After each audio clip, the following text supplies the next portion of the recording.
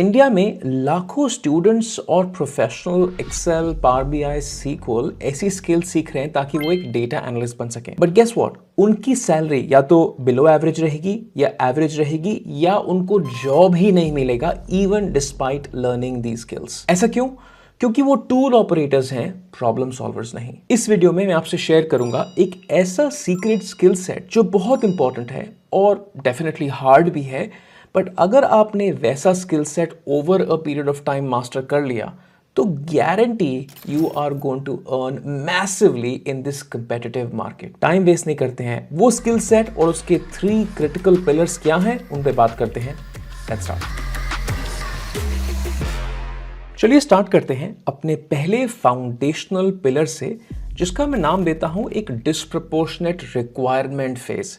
अगर आप कोई भी एक पावर बीआई या एक्सेल रिपोर्ट या डैशबोर्ड आप बनाने जा रहे हैं तो आप कभी भी स्टार्टिंग से कोड लिखना या विजुअल्स बनाना स्टार्ट नहीं करेंगे until and unless you truly and genuinely understand कि आप क्या प्रॉब्लम सॉल्व करना चाहते हैं। ये समझने के लिए कि आप क्या प्रॉब्लम सॉल्व करना चाहते हैं, एक टेक्निक है जिसको मैं बोलता हूं 5 वाइज अप्रोच। ये Amazon की बुक में भी बहुत पॉपुलर हुई थी और ये 5 वाइज अप्रोच आपको फोर्स करती है बार बार वाई पूछने पे कि आप ऐसा क्यों करना चाहते हैं। एक एग्जांपल देके समझते हैं। लेट्स से एक क्लाइंट है जिसने मुझसे कहा कि ये मेरा इनवॉइस डेटा है, मुझे इस पे एक एजिंग रिपोर्ट बनानी है कि मेरे कितने इनवॉइसेस डिले हो रहे हैं। अगर आप ये सुनते ही इनवॉइस डेटा के साथ काम करने लग जाते हैं और गूगल करते हैं कि एक एजिंग रिपोर्ट कैसे बनेगी, तो आप पर्टिकुलरली स्टैंडर्ड रिपोर्ट्स बना पाएंगे जहां पे एक एज है, एक ब्रैकेट है, उसमें आपने कुछ विजुअल्स बना दिए, कुछ चार्ट्स बना दिए, रिपोर्ट बन के खत्म and your work is finished. And that is exactly what makes you average. Your first thing is to start asking why, कि आपको ये रिपोर्ट क्यों देखनी है, इसमें ऐसा क्या डिसीजन बनाएंगे जिससे आपके लिए रिपोर्ट हेल्पफुल होगी। बहुत बार ऐसा होता है कि क्लाइंट को खुद को उसकी रिक्वायरमेंट नहीं पता होती है, तो आपका काम यह है कि रिक्वायरमेंट्स लेना नहीं है बट रिक्वायरमेंट्स एक्सट्रैक्ट करना है। दोनों में डिफरेंस है। लेना मतलब जो उसने बोला आपने चुपचाप सुन लिया। एक्सट्रैक्ट करने का मतलब आपने डीपर क्वेश्चंस पूछे और आपने सरफेस लेवल अंडरस्टैंडिंग के बियॉन्ड जाके डीप में एक्सट्रैक्शन किया कि क्लाइंट चाहता क्या है। एग्जाम्पल में वापस आते हैं। हमें एक एजिंग रिपोर्ट बनानी है, आप क्लाइंट से पूछते हैं कि आपको ये रिपोर्ट क्यों बनानी है। क्लाइंट आपको कुछ आंसर देता है, आप उसको दोबारा पूछते हैं कि आपको यही वैल्यूज क्यों देखनी है। करते करते करते करते आपको रियल रीजन पता लगता है कि उसके बिजनेस में कैश क्रंच या वर्किंग कैपिटल क्रंच हो रहा है क्योंकि कस्टमर्स टाइम पे नहीं पे करते और उन कस्टमर्स को क्लाइंट एक्सट्रैक्ट करना चाहता है, अपने सेल्स रिप्रेजेंटेटिव को देना चाहता है और उनसे फॉलो अप करना चाहता है ताकि उनका पेमेंट जल्दी आए और बिजनेस का कैश क्रंच का प्रॉब्लम सॉल्व हो। अगर आपने ये डीपर लेवल पे समझा तो आपकी रिपोर्ट एक स्टैंडर्ड विजुअल से बहुत अलग बनेगी। ये एक एक्चुअल प्रैक्टिकल रिक्वायरमेंट है जो मैंने किसी क्लाइंट के लिए सॉल्व की थी। तो इस केस में हमने क्या किया, हमने ये देखा कि ऐसा कितना पैसा है जो क्लाइंट का उन कस्टमर्स के पास फंसा हुआ है जो बहुत टाइम से पेमेंट नहीं कर पा रहे हैं, और जितना उन्होंने पेमेंट कर दिया उसके अगेंस्ट में क्लाइंट को कितना पैसा आ गया। ये कोई भी स्टैंडर्ड चैट जीपीटी, कोई भी स्टैंडर्ड आपको एलएलएम या कोई भी स्टैंडर्ड आपको विजुअल ये अंडरस्टैंडिंग नहीं दे सकता। जब तक आप ये अंडरस्टैंडिंग नहीं बनाएंगे तब तक आप एक अच्छी रिपोर्ट क्लाइंट के लिए नहीं बना सकते हैं, because you are working at the surface level. एक बहुत ही इंटरेस्टिंग क्वेश्चन है जो आप क्लाइंट से पूछ सकते हैं, जिससे आप ये नियरली समझ जाएंगे कि अब मेरे पास एग्जैक्ट रिक्वायरमेंट आ गई है। और उस क्वेश्चन का सार यह है कि आउटकम फर्स्ट क्वेश्चन।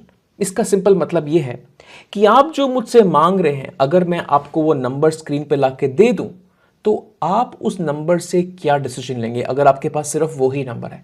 अगर क्लाइंट आपको उस क्वेश्चन का जवाब नहीं दे सकता तो यानी कि आपकी अंडरस्टैंडिंग में और क्लाइंट को जो चाहिए उसमें गैप है।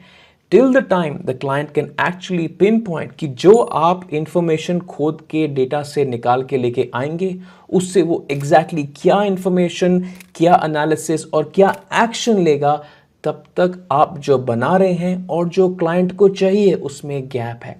Keep striking off the requirements till the time you genuinely understand What problem are you trying to solve against? And do ask the 5 whys approach. अगर आप डेटा फील्ड में ट्रांजिशन कर रहे हैं और आप पावर बीआई सीखना चाहते हैं या आपने सीख भी लिया है और आप एडवांस्ड कैपेबिलिटीज पावर बीआई में डेवलप करना चाहते हैं, तो हम एक ऑनलाइन लाइव वर्कशॉप कर रहे हैं very soon. I will leave a link for you to register.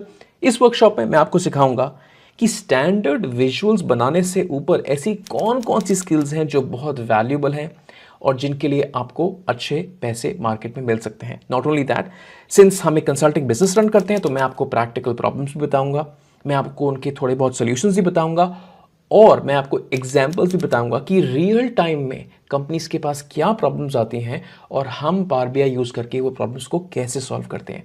वो रियल लाइफ प्रॉब्लम्स आपके YouTube वीडियो से जो आप एक सिंपल चार्ट या विजुअलाइजेशन बनाते हैं उनसे बहुत अलग होती हैं. Yes, I will discuss all of that. अगर आप इंटरेस्टेड हैं इस पर्टिकुलर वर्कशॉप के लिए, मैं एक लिंक दूंगा, आप उस लिंक पे जाके रजिस्टर जरूर करिए and I will see you in that workshop. एक बार आपने क्लाइंट की अंडरस्टैंडिंग को जेन्युइनली समझ लिया, आपको पता लग गया कि मैं क्लाइंट को क्या बना के दूंगा कि उसके actual business decision making process में उसको हेल्प होगी वो इंफॉर्मेशन से. The second thing that you have to understand कि आप वो रिक्वायरमेंट गैदर करते ही समझते ही आप डैशबोर्ड या रिपोर्ट बनाने नहीं जा सकते.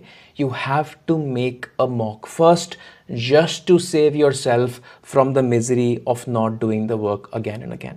हिंदी में मतलब आप बार बार क्लाइंट को आउटपुट देते रहेंगे और वो कैंसिल करता रहेगा. इससे बढ़िया ये है कि आप एक मॉक बनाएं, मतलब आपने एक ब्लूप्रिंट बनाया या एक पावर पॉइंट में कुछ आपने एक सैंपल डैशबोर्ड बनाया, वहां पे फेक नंबर ही सही या आर्बिट्रेरीली काउंटेड नंबर ही सही, बट आपने क्लाइंट को कुछ विजुअल अंडरस्टैंडिंग दी कि मेरा डैशबोर्ड या मेरा रिपोर्ट कुछ ऐसे दिखेगा.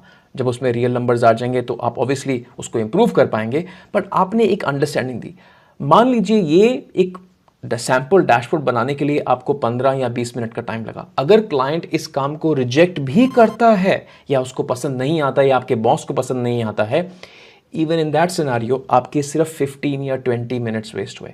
लेकिन मान लीजिए अगर आप स्टार्टिंग से डैशबोर्ड बनाने लग जाते, ब्यूटीफुल कलर्स, चार्ट्स, शैडोज, जो भी आपने बनाया बना के आपको 3 दिन लगा के या हफ्ता भर लगा के आप क्लाइंट को प्रेजेंट करते और तब काम अगर स्क्रैच आउट होता, you would have literally felt like punching the client on the face. और ऐसा बहुत बार होता है. प्लीज़ अपने आप को इस मिजरी से बचाइए.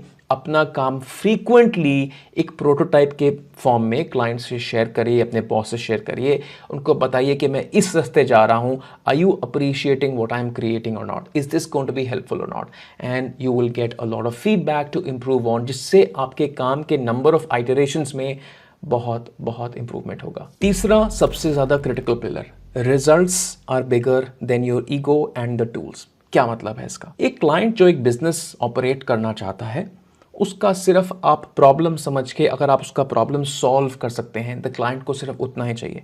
बिलीव मी, मैं एक कंसल्टिंग कंपनी रन करता हूं. We have about 10 odd employees and the client never really goes at the back check करने के लिए कि आपने क्या कोड लिखा है, कैसे रिलेशनशिप्स बनाए हैं, क्या आपका आर्किटेक्चर है बैक का. क्लाइंट को कोई फर्क नहीं पड़ता जब तक adequately in an automated way client के पास वो इंफॉर्मेशन आ रही है जो उसके लिए डिसीजन मेकिंग के लिए हेल्पफुल है.